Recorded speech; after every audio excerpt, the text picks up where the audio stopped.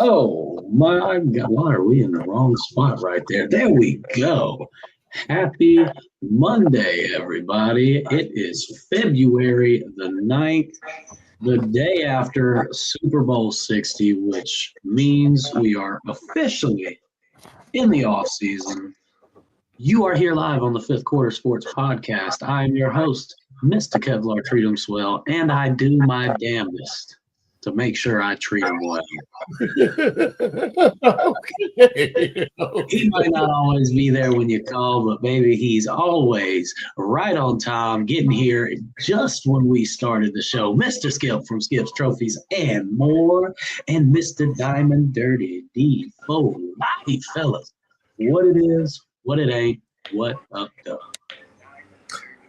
Nothing much. Skip, I'm finna send you something to your phone. Subject matter for tonight. Hey, good people.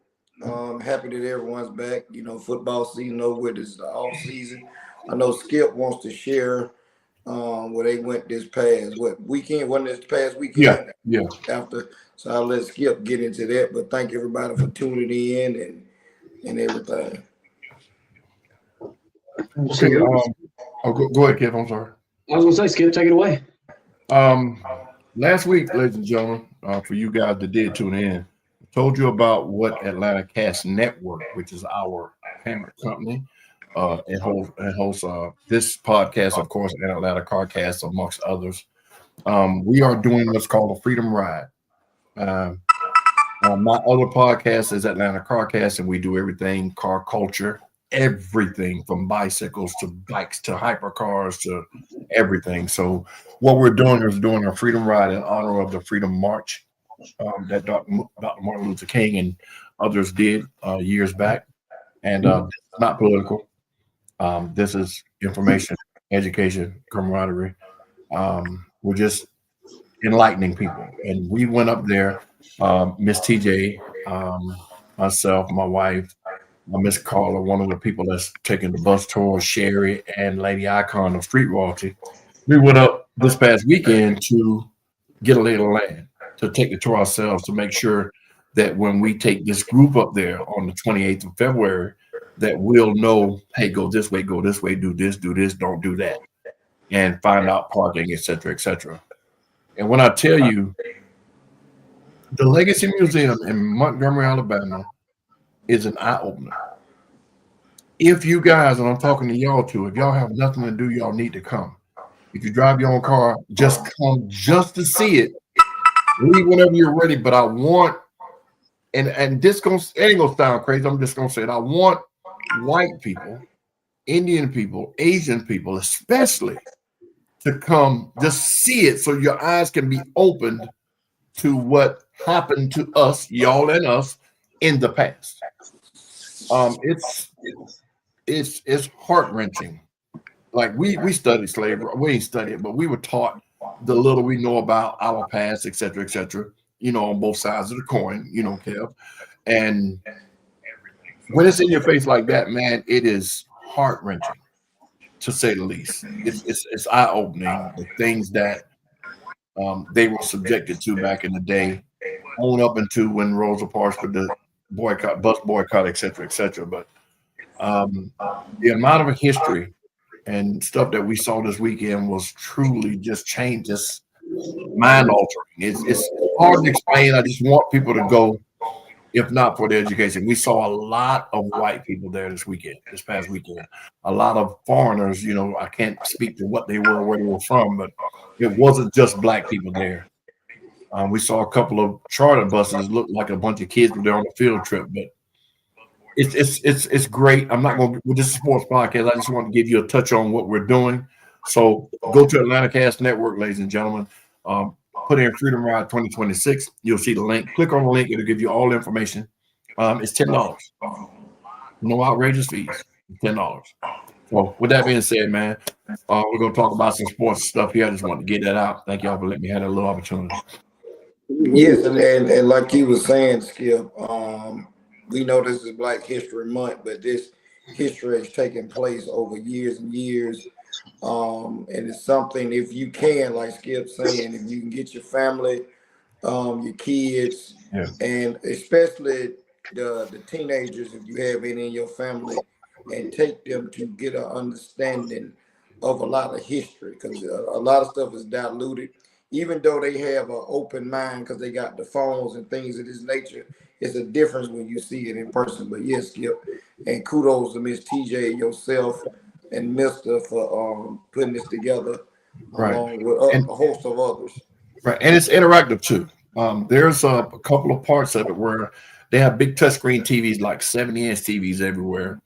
They have stuff where you walk through and it actually looks like it's actually happening, almost like water crashing up against the waves. They have, you know how if you've ever visited somebody in jail, how you sit in a little cubicle, you pick the phone up and you talk. They have interactive things like that with people that were incarcerated wrongly, people that were incarcerated for the right reason but done wrong in prison. They have people that were, former slaves talking about stuff. It's like when you pick the phone up, they pick the phone up and they're talking to you. There's a real quick. There's a you know how you have dogs. Say if you're a dog trainer, you go to buy a dog and they have them in pens. They used to keep slaves in pens like that. So one of the things that really shut me down, we walked through these little pens. It was like 8 of them, 4 on each side, and they had holograms in them.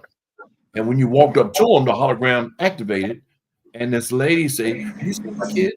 I can't find my kids. I'm worried about my children." And then 3 cells down, the children are in there asking about their mom. When that happened to me, I had to shut it off. I had to get out of there.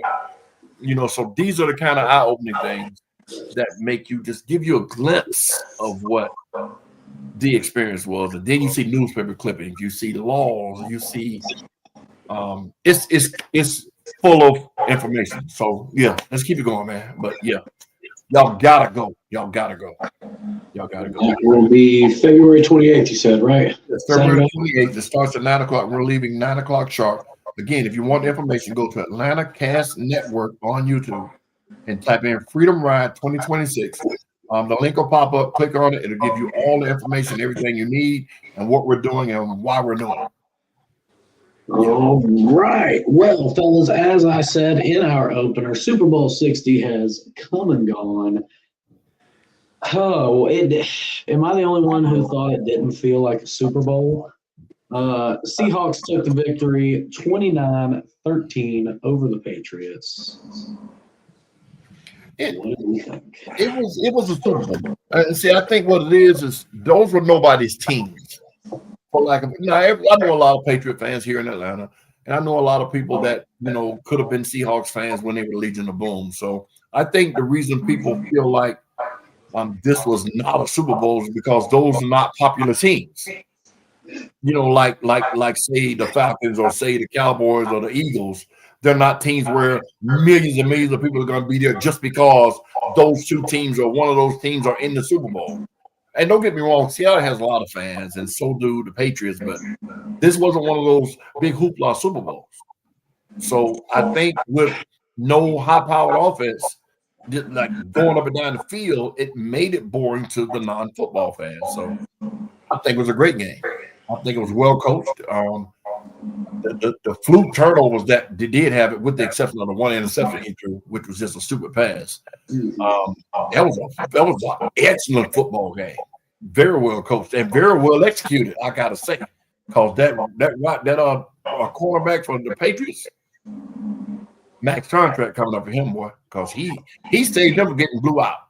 Number 0, Rodriguez. The cornerback, yes. Yeah. Gonzalez. Yeah, Gonzalez, whatever. But yeah, I see a max contract in his future. He played Deion Sanders like. He was Camp Bailey like. He played his position. He kept them in the game. He truly did. But yeah. Reason it was a football game. You didn't have the two high profile, if you would say, quarterbacks playing. You did have might as well say, one of the blue blood franchises in the New England Patriots, and you got to give kudos for their season. Hell of a turnaround for them, going from winning 4 games to making the Super Bowl. First year head coach and Mike Vrabel on the Patriots squad. He was former of the Tennessee Titans. Same thing over in Seattle. The dark side, I will question anyone and everyone because we pulled up their stats. The dark side defense, as they call themselves on the Seattle side, arguably is one of the best statistical defense in history right now. Of the Super Bowl. What they did this past year, this season. If you pull up their stats, they were number one in a lot of categories. They held opponents to 17 points per game. They held opponents to 29 yards rushing. That is phenomenal. And they turnovers. All of us knew on this panel that this was going to be a defensive struggle. So if anybody looked at this game as it was going to be high power offenses going back and forth, no. Me as a football fan, it was a form of a snooze fest because we did see field goals being kicked. And you see when, as this man likes to say, coaching is being implemented at its highest degree, because Seattle's head coach is a defensive-minded coach. He put in a game plan and they stuck with it. You have McDaniels, who's supposed to be the guru offensive coordinator, had no answer for Seattle's defense. And what they do, they stick to their game plan. They told their quarterback, don't turn the ball over. We're going to run the ball and we're going to win this football game. And you see that the running back got the MVP award as he should. Yeah, they were trying their damnedest to give it to Darnold. The commentators even said when he broke the long run and then it was called back for holding, yeah, that almost secured his MVP. And I'm saying to myself, what you mean security? If not for him, they wouldn't have what they have. But again, a lot of times he was throwing the ball in coverage too. The first drive of the game. Yes, sir. Steps away from pick six. Yes, sir. I want to take away from the Patriots season, but the big thing that everybody's been saying leading into the game was they had the easiest road in the NFL to get there. They still beat 19 professional football teams. So they can miss me with all that easy road. They were pros. Bottom line. Because they started out 1-4, right? No, that was 1-3. Who was it? I'm sorry, Kev. Who was it started out 1-3? Was it Seattle or was it New England? They were 1-3 34 games. 1-2. They lost 2 of their first 3 games, and then they went on a 9-game win streak. Patriots started 2-2. So it had to be Seattle. Let me see here. I think they were 1-2. They lost another one. Seattle lost their opener. I want to say I thought Seattle lost. Yeah, they lost their opener to San Fran. Yeah, and then they were 3-2 by the week 5. What we could do say that I know Minnesota's kicking themselves in the butt right now. No. A great redemption for Sam Darnold because he was almost on the verge of being a bust from since last year. The numbers that he put up in Minnesota, and then you to move on and do this. This shows you again. These are professional football players, ladies and gentlemen, and you put them in the right system with the right coach and the right players, they can be successful. We'll sit here and say, "Oh, this guy's a bum. This guy's he's no good or whatever." But hey, here you go. Great redemption for Sam Darnold. Sam Darnold had the luxury of having the number 1 defense in the league. He led the league in turnovers. Yeah, he had I agree. 20. So let's not say he was on the verge of being a bust. He just didn't lose the game for him. I'm talking about his career. Oh, okay, yeah, but you talking about from Minnesota to now, he was on the verge of being no, from his whole career. He got drafted. He's been on several teams. The Jets. He's been on Carolina. He had a cup of coffee with you guys. He went to Minnesota. Minnesota got him back on track a little bit to show he had some form of potential. Don't get me wrong. He had an all-world wide receiver over there, of course. And on both teams in Minnesota and here. So now you bring him here, and all we need you to do in Trent Dilfer fashion, don't turn the ball over. But he did. Now in the playoffs he didn't, but in the regular season he did. So we I ain't gonna say we. People like to give a person all the credit when they do something good versus giving them what they deserve. If he had 20 turnovers, he led all NFL with turnovers. Don't say he had a hell of a season because he didn't. He had a hell of a team. You get what I'm saying? So if it was on his shoulders, like how it used to be on Brady's shoulders, how it was on your quarterback's shoulders, how it's on Dak's shoulders. When Dak throws for 5,000-6,000 yards and they still don't win the playoffs, they blame Dak. No, that's backwards.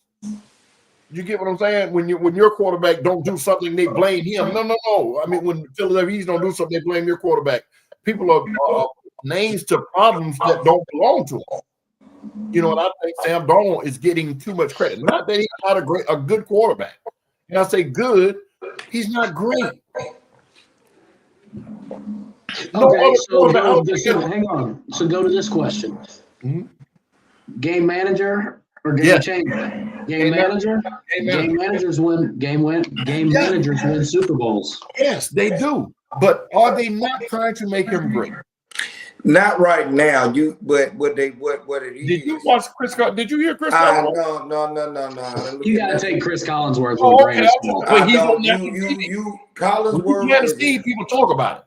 Collinsworth, whoever's playing in the game, he will ride them like a Texas pony. So whoever's playing, he jumps on whatever bandwagon he can. That with how he was talking, like, that's what he does. But they selling the quarterback also. You know, they got to sell that position when the game is being played. And you really, that's what happens. You know, the one good thing Chris Collinsworth said that I think everybody missed it. When New England couldn't move the ball, he said it right there. They need to spread the offense. If they keep running out of this set, they're going to 4-man rush them to death because they can't stop it. But if you put 5 wide receivers out there, run a slant, run a hook, run an out, and run a deep, that's going to make them change the defense. But see, the problem is they're ladies and gentlemen, you got to bring the arms out. Their problem is on their team, Skip, New England, since a Randy Moss type of player, they don't have any receiver that can take it over the top like that. They can outrun them. They have a running back now that can take it to the house at any given time, but he's a gadget type player. And but again, they was getting to him with four linemen. Exactly. So But the thing is, they were getting to him with 4 linemen because the cornerbacks and the safeties were doing such a good job. That's a fact. But if you put 5 receivers out there, have them run stop and goes, have them run a hook, have them run a slant. Look at what they started to do in the second half. They didn't accomplish it. They didn't have no eye-opening numbers. But if you run a 4-yard slant and get 3 yards, run another 4-yard stop, get 3 yards, it makes them adjust. And they did not make the defense adjust. You're right. I can see where you're coming from. My pushback on that would be you playing to the defense's strengths then, because now we know you're not running the football. But that'll open up the run, though, D. I'm saying if you got them many people out there, think what you said, 5 wide. Okay, and who's the best running quarterback this year? Wasn't Drake May? Who's the best scrambling quarterback this year? That was Drake May. It was Drake May. It was Drake May, D.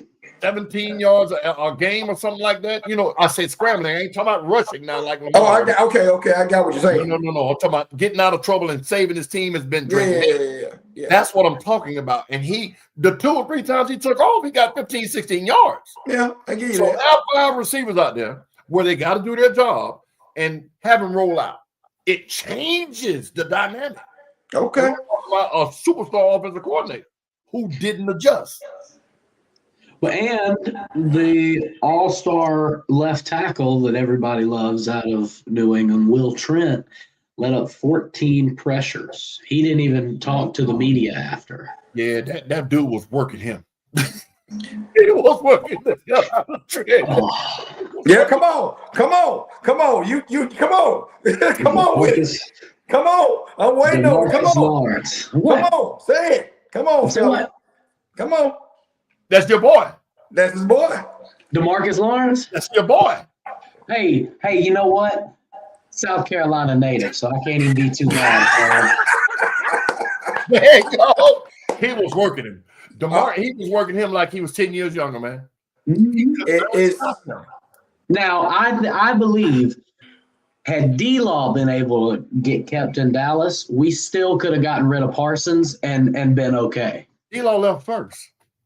No, that's what I'm saying. If we could have gotten DeMarcus Lawrence to stay, I think that when we lost Michael Parsons, it would have just been like, okay. Oh, okay. That's the man right there. He was the man for 7 years, 7-8 years before Parsons got drafted for us. Yeah, that's fact. So, right. Seattle, shout out to Seattle, man, for a hell of a football game. And the execution is what matters here. We're talking about the coaching aspect of it, but the coach can only tell you what to do. You got to go out there and do it.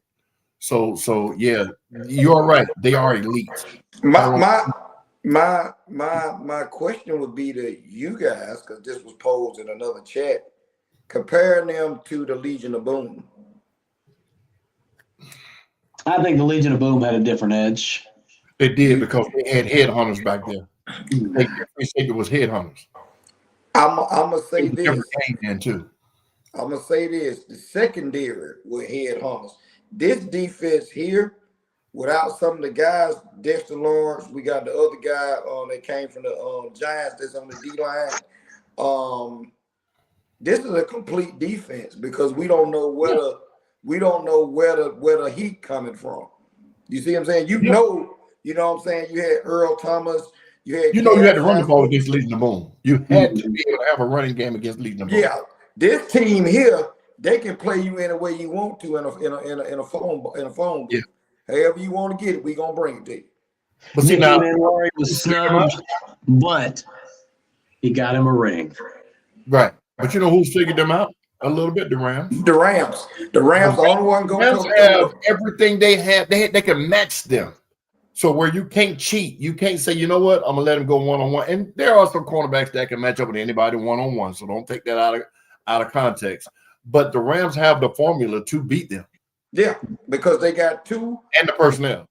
Two Pro Bowl wide receivers, all pro wide receivers. You got an MVP quarterback there, and they had a running game. Barring a fumble on a punt, we would be having a different conversation today. You know what I'm saying? So Absolutely. There you go.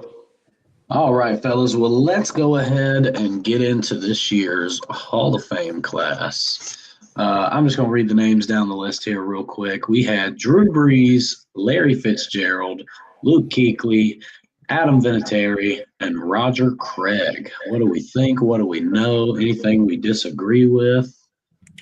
Real quick. We talked about Belichick a couple of weeks ago being snubbed. I know, but what's this? Kev, do you have the list of everybody that was up? Well, everybody that was in the final pairing before they picked them? It's a lot because I know it's a lot of them because it's the whole thing, but I know they break it down to say 10, and then they vote again, and then they get the final however many they're going to go. Is there a list of that? It's a lot. Let me see if I can get the top 10. Belichick and Kraft were up, right? Yes. And they weren't the only two big names that were up. But to answer your question, why you're looking that up, all those guys are deserving, every one of them. If you want to rank them, I think Luke Kuechly was the less deserving of the ones that got chosen. Roger Craig, in my opinion, should have been in there. So you got Luke Kuechly. This is his second year of eligibility. So right. This is second. I've got the top 15 here. Yeah, that's what I mean. You got Vinatieri was his second year. Should have been first ballot. Second rear. Okay, so this Larry Fitzgerald is a first ballot, and Drew Brees is a first ballot. Roger Craig went on the seniors finals list. Right, because he should have been in, but it's what it is. Go ahead, Kim. You want the top 15? Yeah. All right. Willie Anderson coming in at number 1. Drew Brees, Tyree Evans, Larry Fitzgerald at 4, Frank Gore at 5, Torrey Holt, sorry. Luke Kuechly ended at 7. Number 8, Eli Manning. Number 9, Terrell Suggs. Number 10, Adam Vinatieri. Number 11, Reggie Wayne. 12, Kevin Williams. 13, Jason Witten. 14, Darren Woodson. And 15, Marshall Yonda. 16 and 17 were Bill Belichick and Robert Kraft. Now, I got to say this. Trey Sills was supposed to be in there before Luke Kuechly. Thank you. I'm sorry. In my opinion, Terrell Suggs supposed to be. Well, Torrey Holt been getting snubbed for a couple of years, so you taking Torrey Holt over Larry Fitzgerald. Torrey Holt is a Super Bowl champion.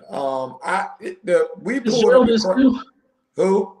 Larry Fitzgerald. Didn't he get one with the Cardinals? No, Larry Fitzgerald. He went. They didn't win. That's right. They lost that. Yeah, that was 2007. Yeah. We pulled up the criteria and what you can do, Skip, in y'all leisure and care. Pull up the criteria. They have a criteria for quarterbacks, every position basically. We was reading off some stuff, and I'm not gonna bring up the person's name that we was talking about. Was he a Hall of Fame quarterback? And but it's interesting some of the stuff that they do. Luke Kuechly, I think he's a Hall of Fame type player, but not over Suggs. Come on now. And he's first ballot, right, Luke Kuechly? No, second year. Okay. Now watch this. You said something interesting, and we're gonna get right back on this topic. I just want to bring this to light. You said there's criteria to be put into the Hall of Fame. Yes. And Terrell Owens didn't meet that criteria. Well, you remember they changed some of the stuff for him. Yeah. And then they put it back like it was supposed to be. Randy Moss said on Fox or whichever station he's on, he said if you never played the game, if you never coached the game, you shouldn't have a vote. That's the bottom line. He said, I'm gonna ruffle some feathers with this, but I don't care. Y'all snuffing Bill Belichick got all of these people in an uproar, but none of these people, including Randy Moss, were upset when T.O. got snuffed. But again, we're not going to get off subject. I think in those five, your name, Luke Kuechly is the less deserving. Not that he doesn't need to be there, but there are people with better resumes than his at his position that didn't go in 2 years of eligibility. In my opinion. I can agree with that. I can agree with that. All right, fellas. Man, I wish Abe was here. But he is not tonight, so we're gonna get into story of the weekend here. Man, this is a wild one. So I'm just gonna Did you read it? Yeah. So I'm gonna read this little article I got here. I was the guy that hid whenever the teacher asked us to read from class. So just bear with me if I stumble through this a little bit. I can do it if you want me to, Kev. But I got it. We're good. We're good.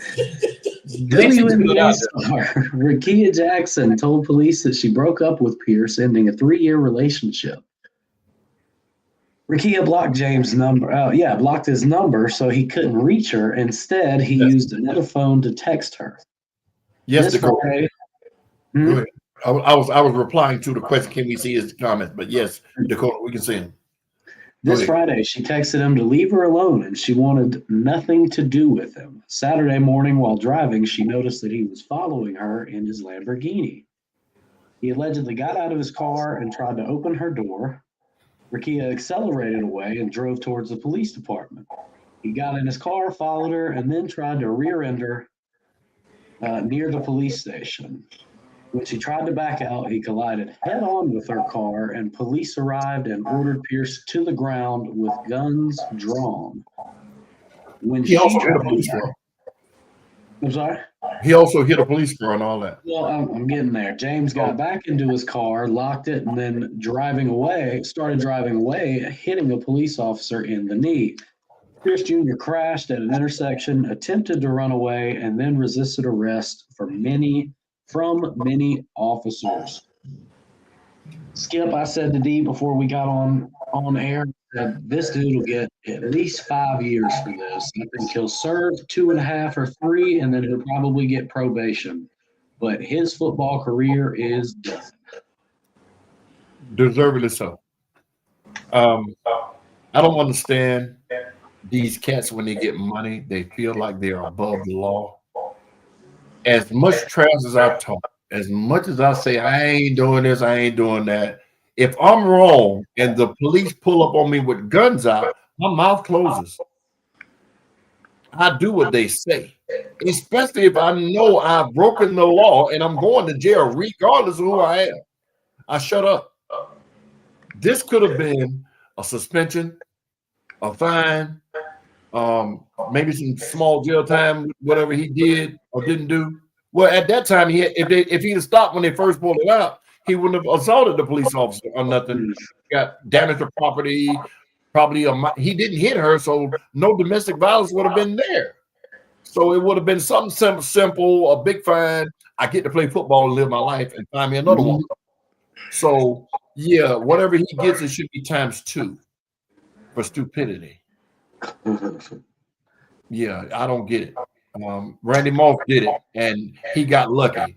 If you guys remember back when he was in Minnesota, he got an argument with a meter maid. He was moving his car because she was writing a ticket, and she stood in front of the car. So he drove at 2 miles an hour and pushed her down the street, maybe a half a block or so. They tried to charge him with assault on the police officer, all kinds of. They trumped up the charges and ended up having to throw him out because they went at him too hard versus just hitting him in the head like they should have, and it would have cost him. But he learned and he moved on. So this right here, a message needs to be sent, and it will be. 2 counts. I'm sorry, D. Real quick. 2 counts of aggravated battery with a deadly weapon. That's 2 felonies. Aggravated stalking. I don't know if that's felony or misdemeanor.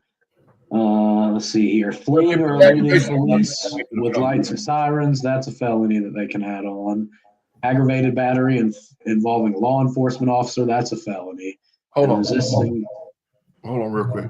See, this is what police do. What people that don't understand how breaking the law do. They charge him with 2 counts of aggravated battery on a police officer.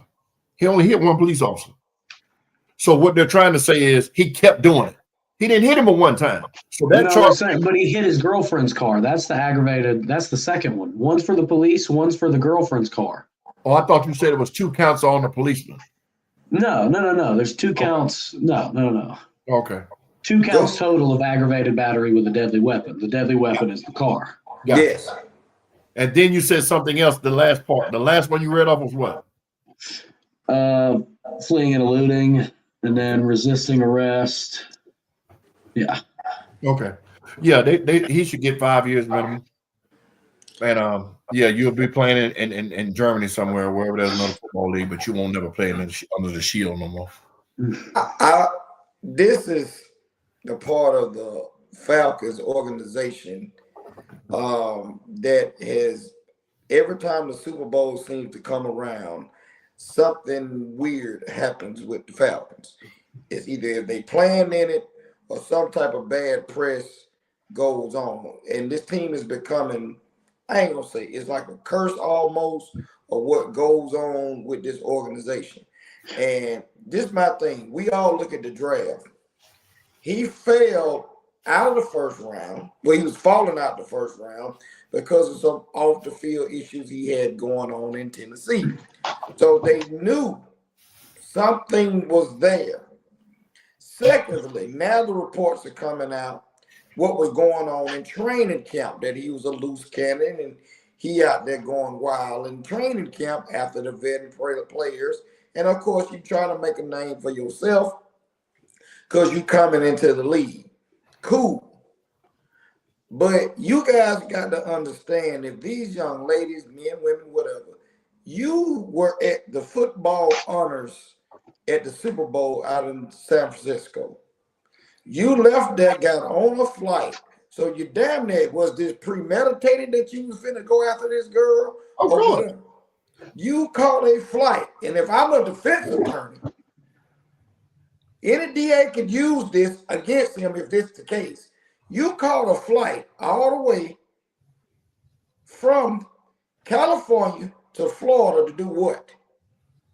I'm going to talk her out of it. If you read the reports that's out, she blocked him on social media. She blocked phone numbers. He was calling from different phones. looking for this young lady. That's where this stalking is coming in there. Luckily, and she is a WNBA player. This young lady is just not no regular old person. You know what I'm saying? Mama. She plays basketball. And this is the part now where all these different reports and stuff are coming out.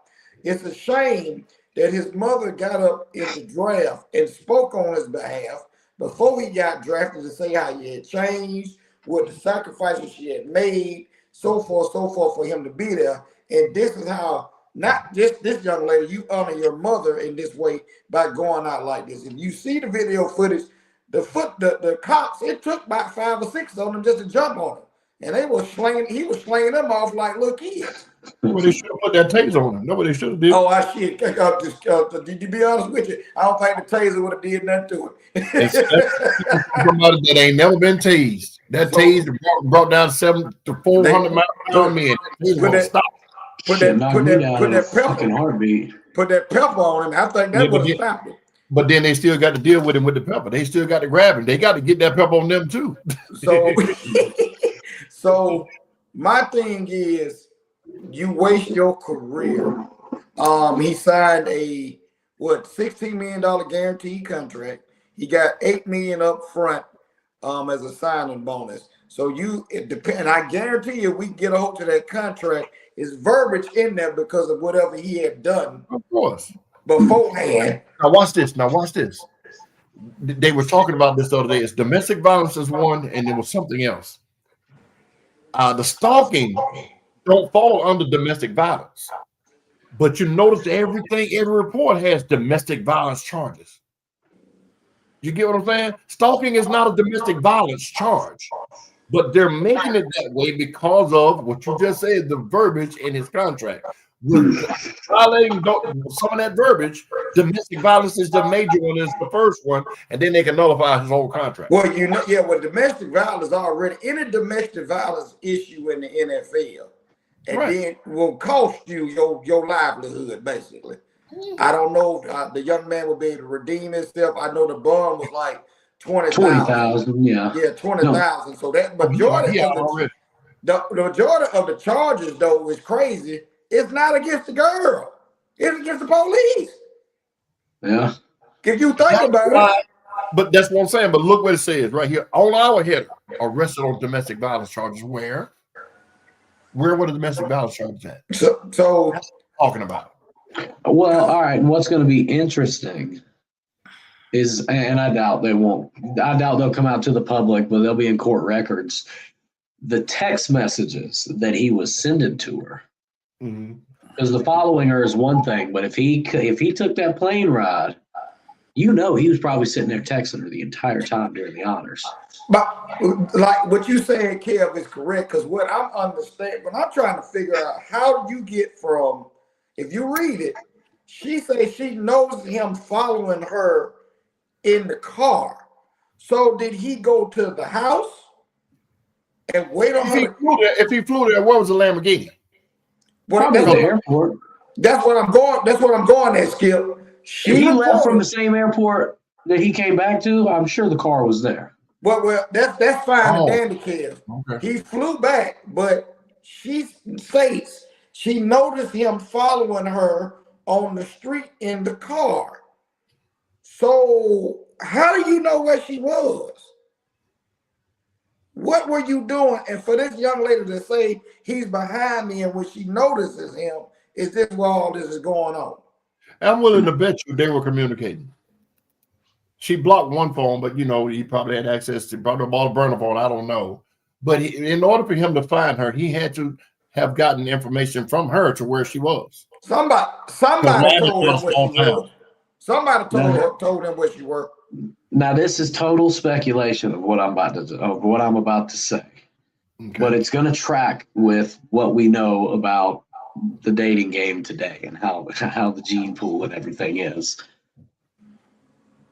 I can almost say that it was probably a situation of he's sitting here blowing her up and she was on her way to go maybe hang out with the girls, maybe hang out with another dude. and she was saying, "Oh well, fuck, f you. I'm going to do this right now. I ain't got time for you." Something along those lines, where she gave up her location. Now that's feasible. I can believe that because he had to know where she was. Or like you said, she stays there. He then went, sat somewhere and waited for her to come out, and he followed her. But you got to be somewhat of nutball to do you got the money to fly where you want to, but that thing is undefeated. Everybody knows it's undefeated. That patch. It is undefeated. Good thing for the nookie. That's better. That's worse than a nigga cheese patch. So certain things is undefeated. It's taking down many countries and empires and started wars. So hey, hey man, I'm telling you. But again, what I was saying, I'm sorry, Skip. What I was saying, $8 million up front. That other 8 is gonna look real ugly if that's none and void. That's voided, and then you got to give back that signing bonus. I don't think so. Didn't he play a year already? Yes. Yeah. Okay. Now they might try to get a portion of it, but they can't get all of it back. And they ain't got no first round pick. I feel sorry for the organization because you got a new coach coming in. You didn't fire the GM. You fired your previous coach. These are one of the reasons why they don't have jobs, ladies and gentlemen, because you went out and picked this guy. You knew he had some issues. The Falcons are not known for getting rough riders to come play for them with a sketchy pass. They don't do that. And they took a chance on this guy. But see, the thing is crazy with how many Georgia players get in trouble. Watch your mouth, please. Don't start there. Yeah. But this goes to show why the whole front office should have been fired. But then the hiring of a coach before a general manager didn't make no sense at all. And that just goes to show you about the people that's running the organization. They have no idea what the hell they're doing. That's a fact. I agree. Nobody hires a truck driver that doesn't have a route coordinator. Oh, well, where I'm going. Well, we got to hire somebody, so just sit still. That don't make sense. You get what I'm saying? So this organization needs to be overhauled from the top down. It's kind of like, and Kev, this ain't no shot, kind of like the Cowboys. They need to start with the head, change that head. And I think people will they'll have their pick of who can come to Dallas if they get Jerry out of there. To where he's just a skybox guy. Shut up and watch. There's only one guy. There's only one person that can get Jerry out of that seat. God. When he says it's Jerry's time, it will be a new day in Dallas. But until then. I'm just concerned if we talking about this domestic violence issue with these athletes as we get ready to go into another new league year and the draft is coming up. It seems like it's getting the time frame for these athletes that are getting in trouble seems like to me it's getting younger and younger if you think about it. These guys are getting all these bukus of money coming out of college at the average age of 20, 21, 22. At the young end of the side of it, and no guidance. They say they have this rookie symposium in place, but I think something else has to be done because this is becoming a everyday thing. Either they racing cars, DUI, wrecking, or they putting their hands on women, or getting themselves in a domestic dispute of some kind. So I got a little bit of another theory here that I think is very important. I'm not going to reveal the name of the establishment, but I know somebody who knows some folks with a college out here, college that's well known and did pretty well this year. Players can't, obviously, there's all types of anti-doping things, right? Mm-hmm. Well, there are these new things called peptides. Peptides are 100% legal. You can buy them online. You can go to the store. The doctor can give them to you, whatever. But they do all the same things that steroids do. So I know that there are college programs that are able. So basically, to answer the question of why this keeps happening, I believe they found a way around doping laws, and we see Oh, athletes I bigger, understand. Okay, I get where you're bigger, going. faster, and stronger than ever. And that is obviously raising testosterone levels. I understand where you're going. When your testosterone is through the roof, you don't have that Control. complexive thinking. This is the best decision making. Everything is you're in a constant state of fight or flight. Right. So I think that could be some of it. And Because we know the training regimens and diets and everything that these guys are on. Right. But even with some of the things you just said about the racing and et cetera, some of this stuff is just teenage stuff. Is what it is. The race cars, like the incident with the boy kicking in the door. They found out it was a joke and it was his own door, but they blowed it up 131 charges. You get what I'm saying? So when it gets sensationalized like it did, people take it and run with it, but it's just teenagers being teenagers. We all did it to some degree. Some of those things, I ain't never got no drag with no domestic violence, nothing like that, but it's always been done, but now there's a bigger eye on it or target on it because of the involved.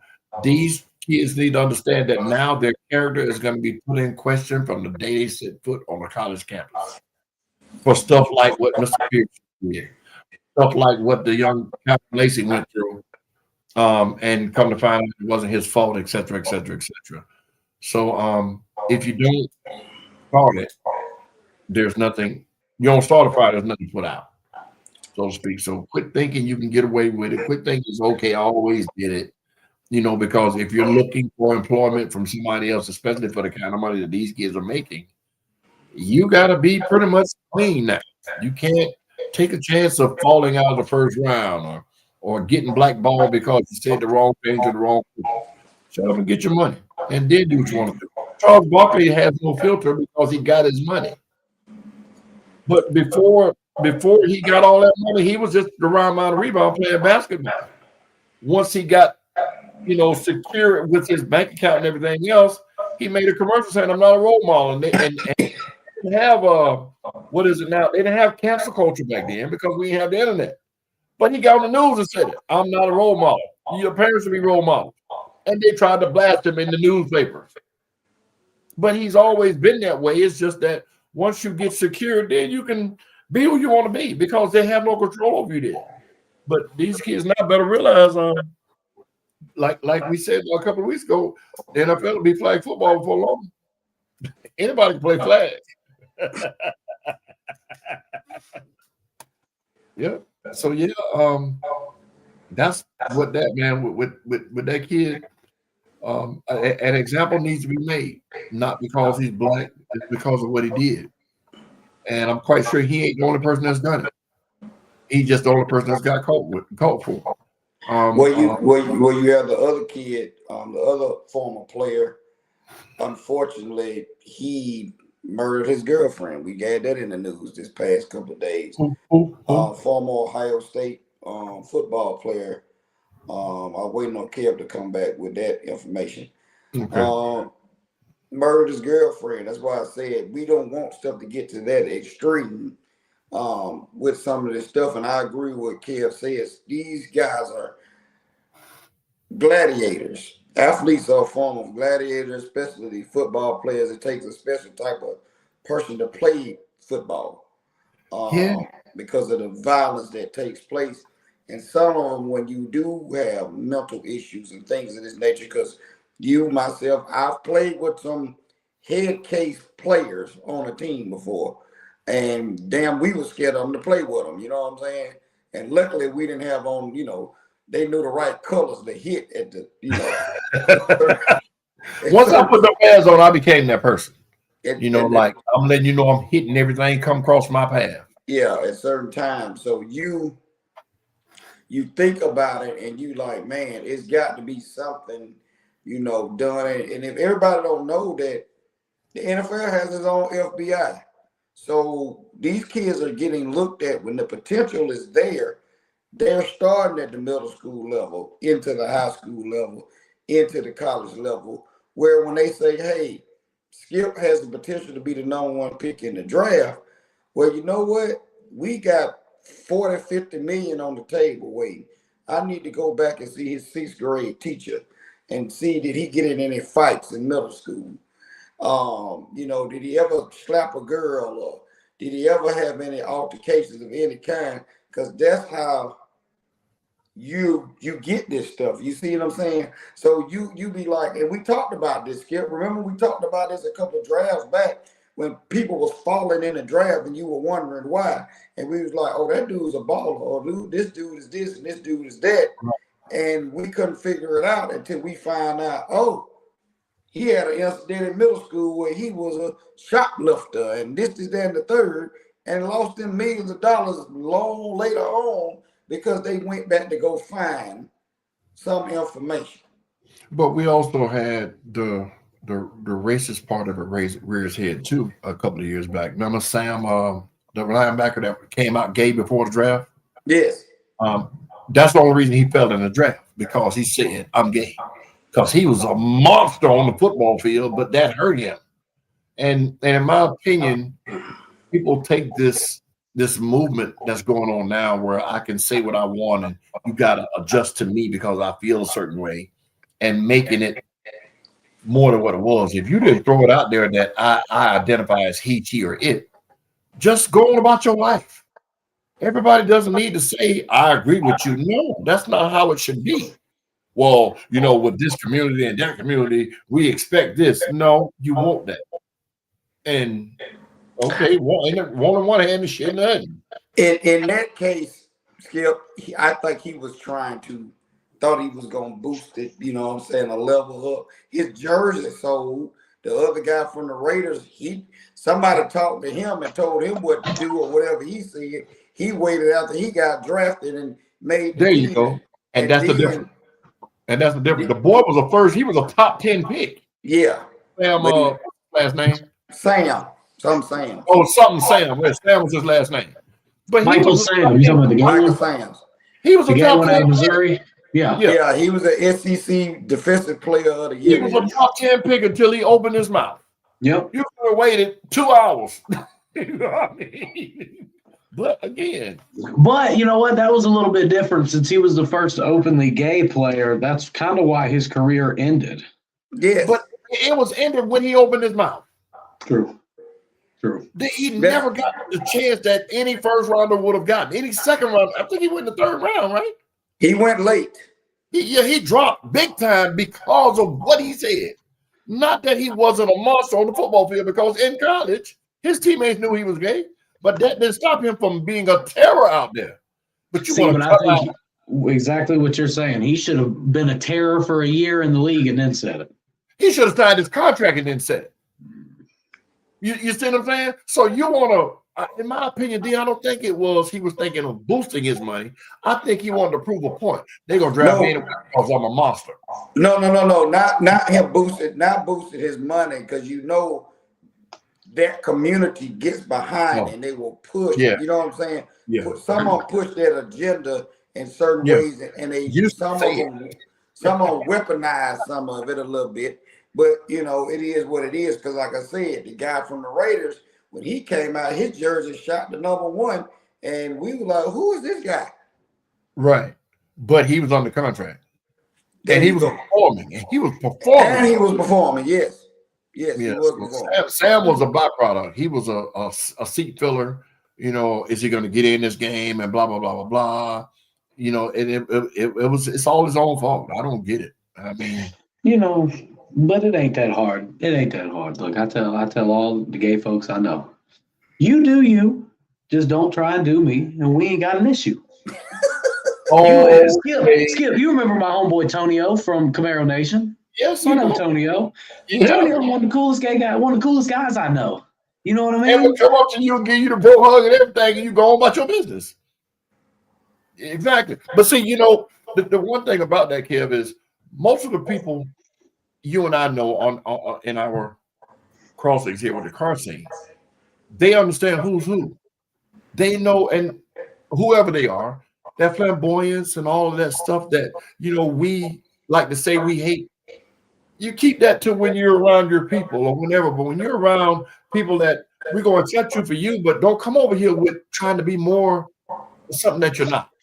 You get what I'm saying? Hey, I'm cool with it. I ride in the car with them. We laugh, we talk, we go eat together and everything. But hey, I respect who you are.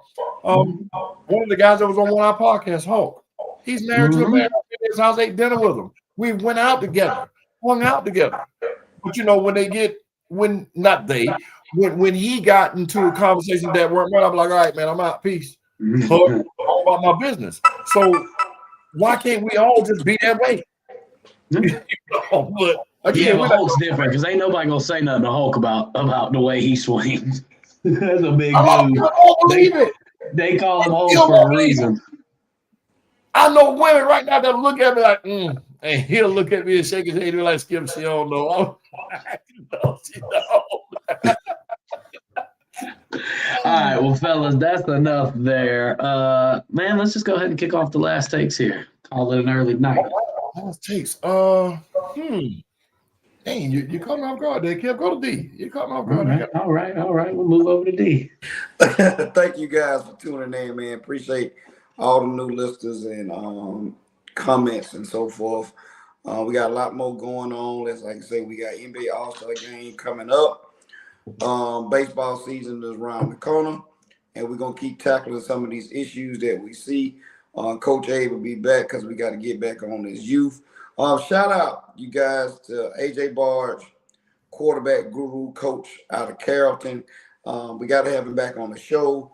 He has opened up his own training facility for elite athletes down there in Villa Rica. So we got to make a way out there to see what he's got going on. If you got kids out there that need their kids trained and you're trying to figure out where your kid stands and you don't want to waste a lot of time and money, him standing on the sideline doing nothing on some of these teams, hey, we need to hook you up with Coach Barge, man.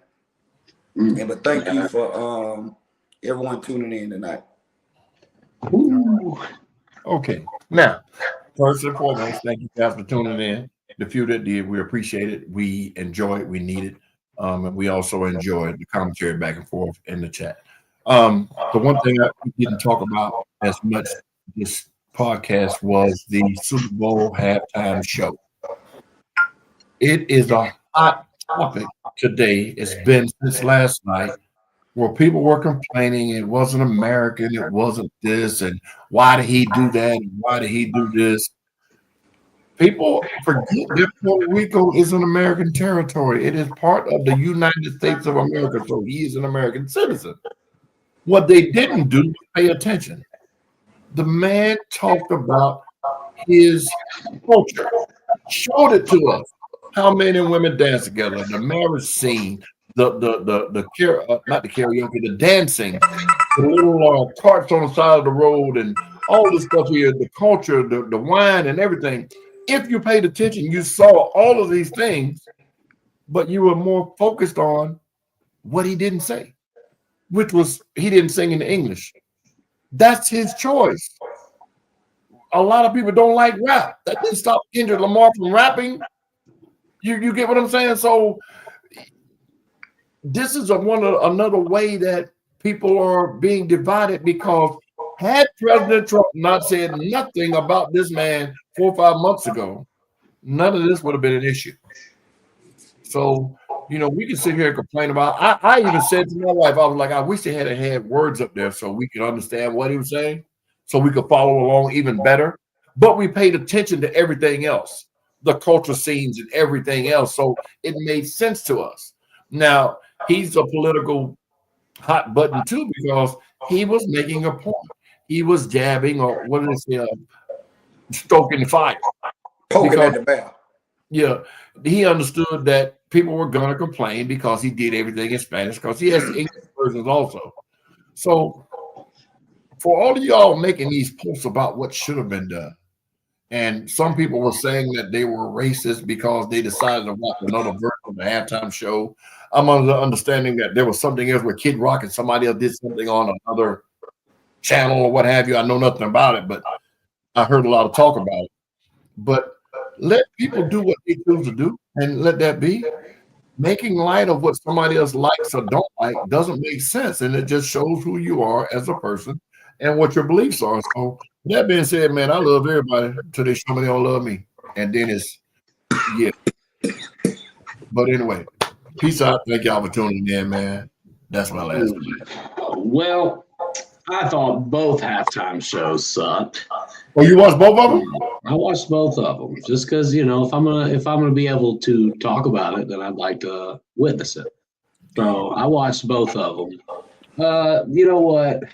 I don't care about because like Pitbull, Shakira, they've both done the halftime show and they killed it. I have no problem. And here's one of the biggest problems now.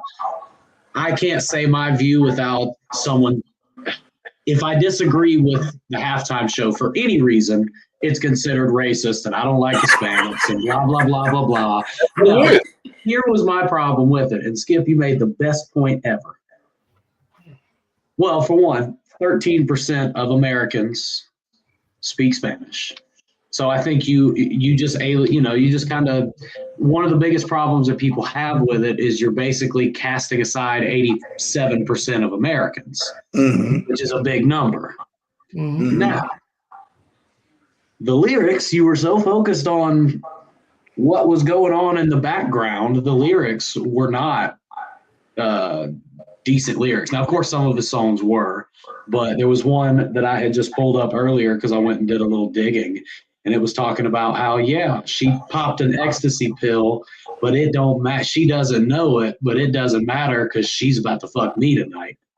So that's just kind of some of the music. Now, however, when you go to the Turning Point USA side, that whole thing, I was just waiting on a preacher to come out. It sounded like when you go to one of those big mega churches and the bands that are on before the sermon, that's what it sounded like. Oh, They did. Kid Rock did one song that was, the ball with the ball. That was, one of his big hype kind of get the crowd going songs. Everything else sounded like Carrie Underwood sounded like, every choir I've ever heard. It was not impressive at all. Is this the first time they've done that? Yes. This is. We're not gonna. I'll open up a whole nother can of worms with that. This is some bull. It's a bull for them to do that. Well, it goes deeper than that. Erica Kirk is up for a power grab right now because she had her husband assassinated in order to boost her political career. Oh, so she had something to do with this? Oh, it was her event. Oh, I didn't know. Nothing about it. Turning Point USA was Charlie Kirk's organization. But I didn't know about it until this morning when I started. His wife hosted this and. Well, it was both of them were stupid. I thought. I forgot. I'm sorry. Winter Olympics is going on, man. If y'all get a chance, check this stuff out. If it's something alternate, like you like to say, football is over with, you ain't into basketball, or baseball, or whatever. Go check out the Winter Olympics. There's a lot of different events that I check out, and it's interesting. The skiing, bobsledding. Figure skating if you into that, and hockey. You have the first African American hockey young lady that's playing over in the Olympics ever on the team. So that she made history. I was just gonna say also rest in peace to Lindsey Vonn. Yes. She is not passed, but her career did. Yes. Unfortunately, she tore her ACL a couple of days before. Oh, hang on. She tore her ACL a couple of days before her event in this 100-meter ski or whatever. And she still skied, and she got about a tenth of the way through the course, wiped out, and probably just made it 10 times worse. Yes. ACL was already torn whenever she started this. Yes. So whenever she started, I got to say, kudos to her and whatever, even to try to compete. I know that's because she was getting up in age, because you don't have the window of Olympic athletes to go to the Olympics is very short and slim. And, I know what she was trying to do, but you got to think about long term, what you have your career after the fact. And, man, I know you want to compete for your country, but, hey, Hope she gets well. But boy. But like I said, if any one of you get a chance, check out some of the events, man. If you got Peacock, you can go back and look at some of them. If you miss them and so forth, that to see these athletes now. And now that we're getting older, we can understand like the training today and the regiments they have to go through to compete on this world stage. If I can get him into curling, I'll get him into curling. And I'm gonna watch curling. I like it. I actually like curling. I understand how it works. Yeah. So you pushing the iron for. Yeah. But I've watched it, in the prelims or whatever, before the Olympics started. I'm like, okay, I get it. Yeah. So it's interesting events that these people are playing for in their countries. Because you got some people, I just watch football, basketball, baseball, hockey, tennis, or whatever. And then you can see other events that other countries, what are they known for? And you be wondering, why, damn, they whooping their butt in that right there. And you go from there. Either way, red, white, and blue, better than you. Thank you to everybody who tuned in tonight. Okay. We will be back next Monday night, same time, same place. Until then, please make sure that you keep the beer cold and the wings lemon pepper, baby. We are out.